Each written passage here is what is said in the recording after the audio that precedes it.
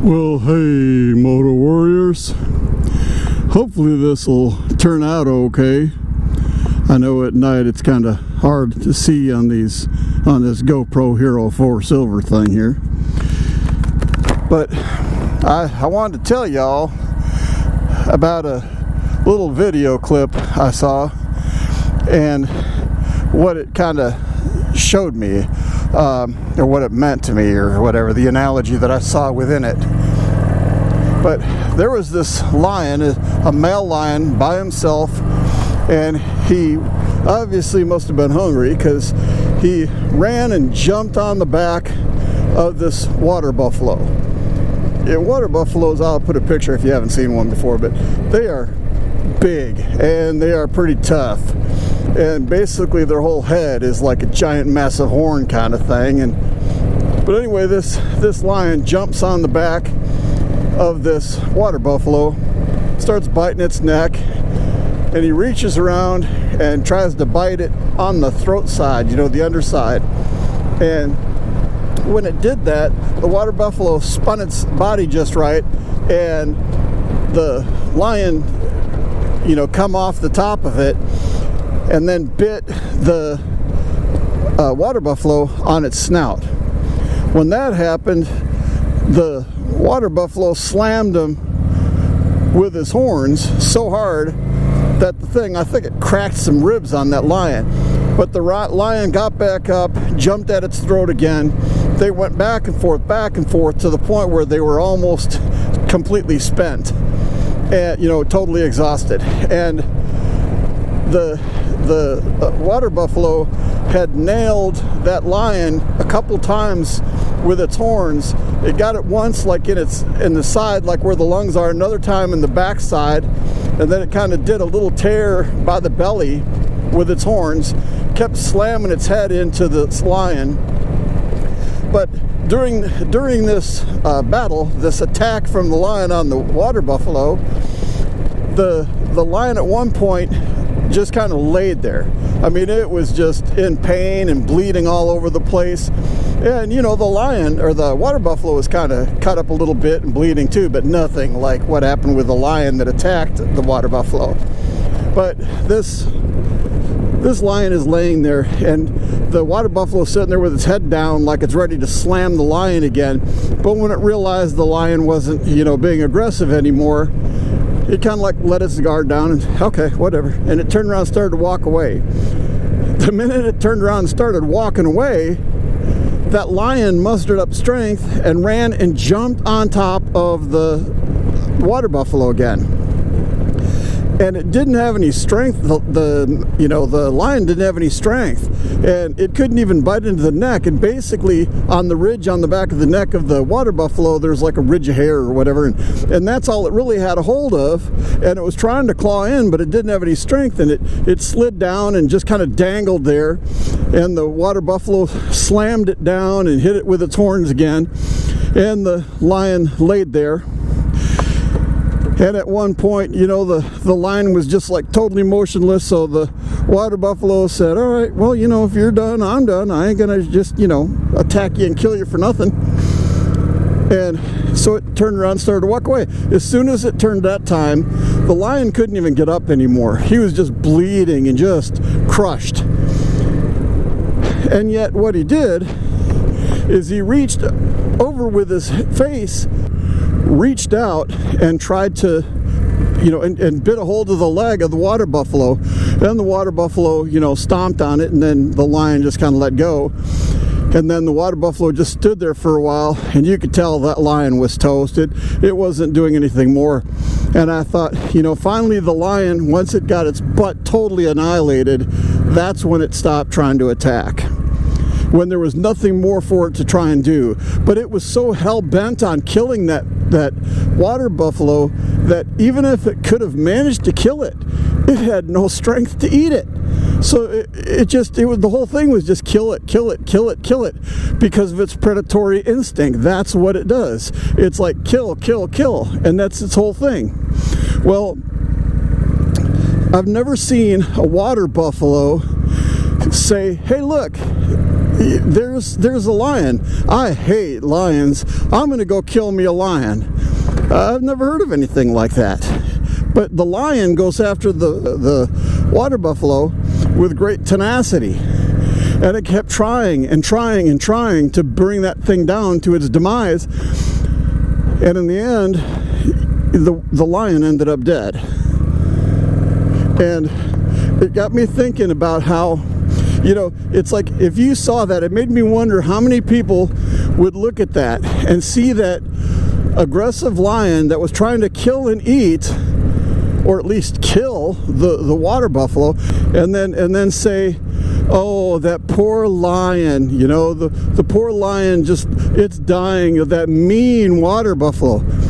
Well, the water buffalo was trying to defend its own life, and once the lion quit being aggressive, the water buffalo just walked away, you know, but the lion kept trying to attack. And it reminded me of what's gone on in the last several days in Israel. Hamas and these other terrorist groups, they continually try to attack, you know, the people of Israel. So Hamas sits there, they're in the Gaza part and in West Bank and some areas, and they make it sound like Palestine is a nation, and it's not, it's a region of Israel. If you don't know that, Palestine's not actually a country. The people who side with the Islamic terrorists say that it is, but most countries around the world don't acknowledge it as such. They see it as what it is, a region of Israel. But anyway, these Islamic terrorists, it's like they keep trying to attack Israel. They keep just shooting rockets over there and whatever. And on this particular event, they fired 3,500 rockets randomly into Israel. They sent in I don't know how many people with guns and grenades and whatever, and they just went in there and started killing people. Now, I don't care what you believe or who you believe or whatever, but man, I'll tell you what, there is absolutely no call for killing infants. What kind of brutal animal would do that? You know? But when Israel retaliates, then all of a sudden the media and these ultra-extreme radicals and these terrorist types, they try to blame Israel for defending itself. How stupid. I mean, if you had a knock on your door and you opened it and there's somebody there with a bat and they hit you in the face and kick you in the groin, and then they run, and then, you know, the next day or whatever, there's a knock on the door, you open the door and they hit you with the bat and kick you in the groin. How long are you going to allow that to continue before you answer your door with a gun or your own baseball bat? I mean, if you keep allowing that to happen, you're an idiot. Well, that's what's been going on in Israel. The Islamic terrorists keep attacking. They wanted space. So the Israeli government said, well, look, you know, you can have this area. You guys can live there. You live at peace. And Israel has never just randomly gone and attacked them. But yet these terrorist Muslims, these extremists, these radicals, they keep trying to find opportunity to annihilate Israel. And then you get these idiot Democrats that are part of what they call the squad or whatever, like Rashid Tlaib.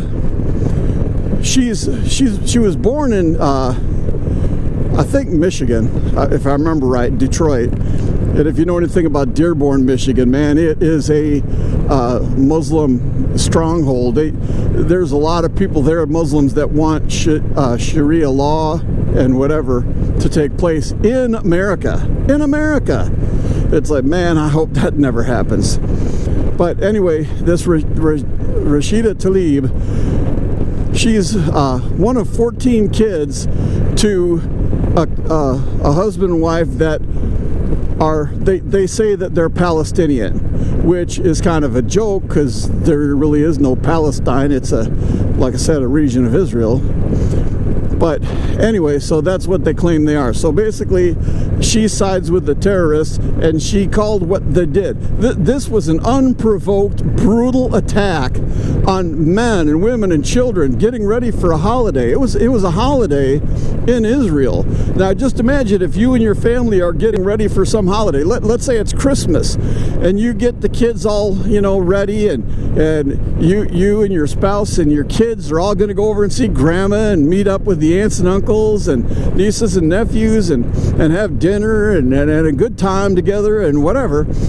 And all of a sudden, when you're getting in the car, a bunch of guys come running at you, throwing grenades and shooting and killing your kids in front of you and shooting your spouse right before your eyes.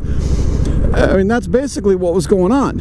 And Rashida Tlaib called that a resistance. Resisting what? Israel wasn't doing anything. Israel was trying to live at peace. You know, they didn't even need to give them an area to live. They could have just said, no, you know, it's like live in peace among us or leave. You know, every time they give them anything, it's never enough. They want more, they want more, they want more. You know, and then if Israel doesn't give them, they bomb them, attack them, and then blame Israel. And Rashida Tlaib blamed Israel. Ilhan Omar, that's the one that she's from Mogadishu, Somalia, and she's the one that she ended up in America. And there's some people that say that she didn't legally come. I don't know anything about that, and I'm not going to, you know, talk about what I don't know. But apparently her second, I think she's been married 3 times, which is weird for a Muslim woman. But anyway, her second husband apparently was her brother. Her brother. Now, to make a marriage a legal marriage, it has to be consummated. That means you have to have sex. You have to have intimate relations. Or it's considered, you can have it annulled and considered a non-marriage, like it never happened. Now, her brother used that husband status to get access to America, to be able to come here, like his sister did. So, you know, and there's people that say, oh, that never happened, that's all hearsay. You know, CNN and whatever, I'm sure they're saying, oh, that's hearsay. You know, YouTube might ban this and say, oh, that's not true. But New York Post and a bunch of other normally liberal, you know, news outlets said that they looked at the DNA results, and it was indeed Ilhan Omar's brother. Now, they're not married anymore. She married somebody else. I don't know if they're still married or not, but it's like, you know, she did actually marry her brother. And for it to be legal, to be accepted, to be a real marriage, they would have had to have sex. She's basically blaming Israel. Biden administration, from what I read in several news sources, including, you know, the what is it called, the Washington Post or whatever, they even said that $730 million was being funneled into a UN group that helps basically sponsor and fund these terrorists. They call it like a refugee program or whatever, but all it does is it gives money to these terrorist Muslims in Gaza and in the West Bank. $730 million. And yet Biden says, I care about Israel. I side with Israel. He gave $6 billion to Iran. Iran is the biggest hater of Israel. They support Hezbollah. They support Hamas. When Trump was in the White House, he worked out a deal, I think they called it the Abraham Accord or something like that. And they were working out kind of like a mutual pact and a peace agreement and whatever between Turkey and Israel. Well, Turkey is full of Muslims too, so why would they work out a deal with Israel?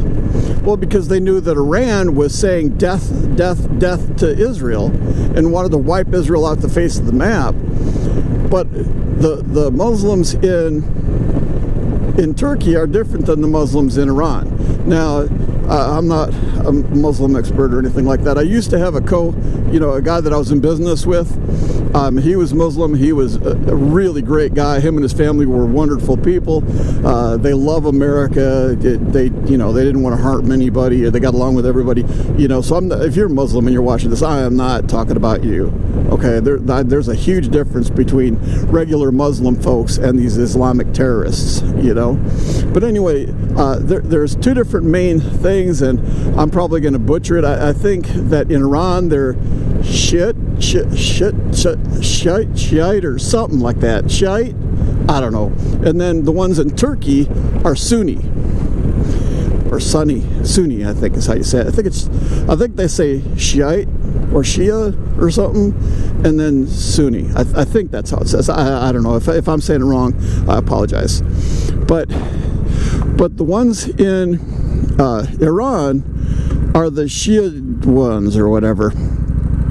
And Turkey is concerned about them because they know that Iran's been working on nuclear weaponry, and Biden just gave them $6 billion to Iran, who is Israel's biggest threat.